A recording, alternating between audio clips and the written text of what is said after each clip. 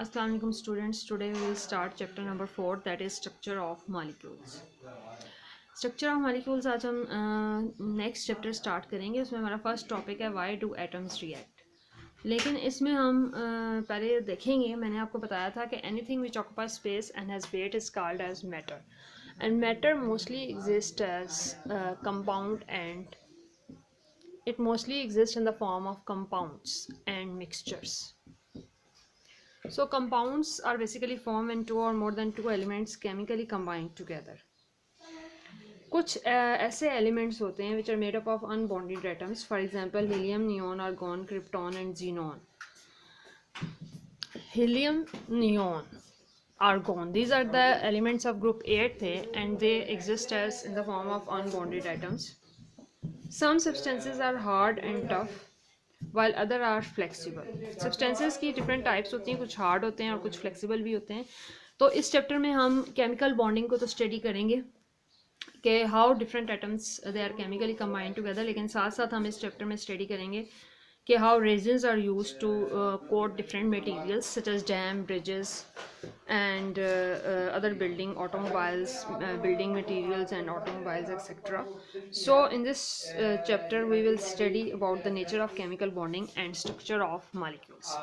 सबसे पहले हम देखेंगे कि why do atoms react. Atoms basically react क्यों करते हैं.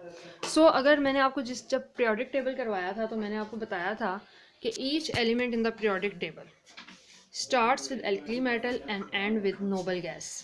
यानी periodic table जब हम start करते हैं तो we will read the periodic table from left to right.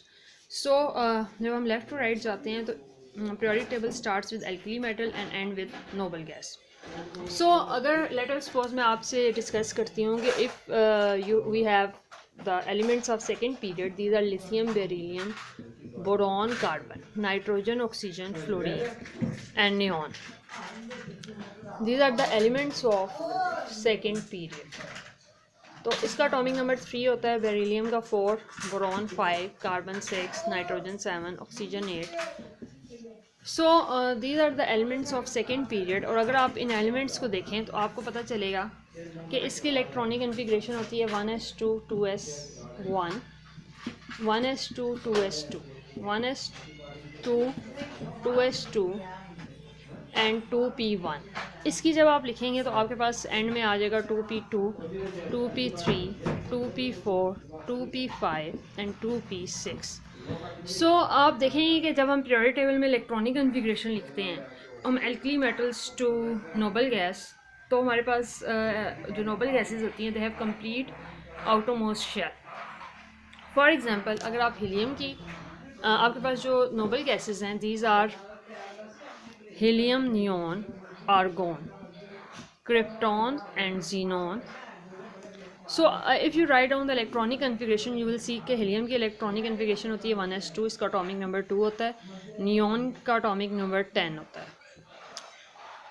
argon atomic number 18, krypton atomic number 36 and xenon atomic number 54. So if you write the electronic configuration of all these elements you can find out that helium के outermost shell में तो 2 electrons होते हैं, लेकिन अगर आप neon की electronic configuration लिखते हैं इसकी होती है 1s2 2, इसके आउटरमोस्ट शेल में 8 इलेक्ट्रॉन्स आते हैं. अगर आप आर्गोन की इलेक्ट्रॉनिक कन्फिग्रेशन लिखते हैं तो वो होती है 1s2 2s2, 2p6, 3s2 and 3p6. It also has 8 electrons in its outermost shell. So all the noble gases have 8 electrons in their outermost shell except helium.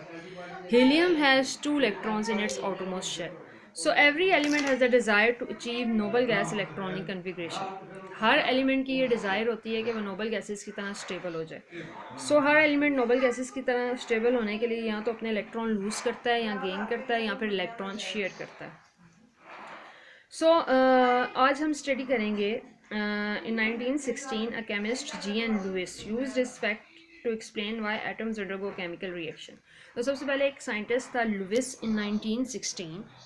इसने फाइंड आउट किया था कि एलिमेंट्स बेसिकली क्यों react करते हैं, why they undergo chemical reaction, और उसने ये फाइंड आउट किया था कि हर एलिमेंट क्योंकि स्टेबिलिटी की तरफ जाता है इसलिए वो दूसरे एटम के साथ रिएक्ट करता है.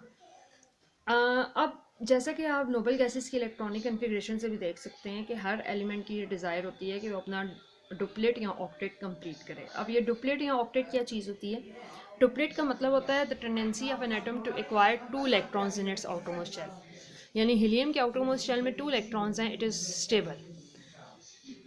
और बाकी सारी एलिमेंट्स के आउटरमोस्ट शेल में इनके 8 इलेक्ट्रॉन्स हैं, that's why they are stable, they have complete outermost shell. इसको हम कहते हैं if the tendency of an atom to acquire 2 electrons in its outermost shell is called as duplet, and this rule is called as duplet rule. And the tendency of an atom to acquire 8 electrons in their outermost shell is called as octet rule. So every element has a desire to complete its duplet or octet. So duplet या octet को achieve करने के लिए elements या तो electron lose करते हैं या गेन करते हैं या फिर वो इलेक्ट्रॉन शेयर करते हैं।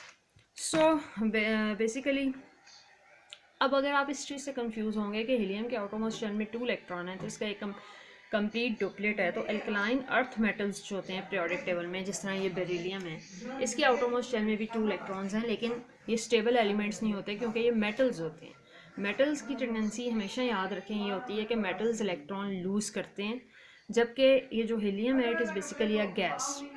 हीलियम बेसिकली गैस है, that's why it has the complete outermost shell, it has a stable duplet. So we can find out in this way that about the stability of elements. तो अब आपको ये clear हो जाना चाहिए कि atoms basically react इस वजह से करते हैं because they want to achieve stability. No in your book you are given the example 4.1 obtaining the number of valence electrons in an atom using the periodic table। इसमें आपने बताना है कि कार्बन के आउटरमोस्ट शेल में कितने electrons हैं, magnesium के आउटरमोस्ट शेल में।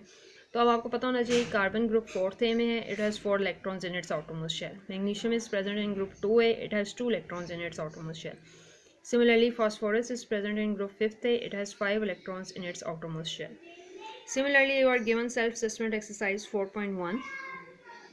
ये जो आपको सेल्फ असेसमेंट एक्सरसाइज दी हुई है ये आपने सॉल्व करनी है with help of periodic table, लेकिन आप इसको पीरियोडिक टेबल के बगैर भी कर सकते हैं अगर आप इनकी इलेक्ट्रॉनिक कन्फिगरेशन लिख लें, and by using the atomic numbers you can find out the number of valence electrons in their outermost shell.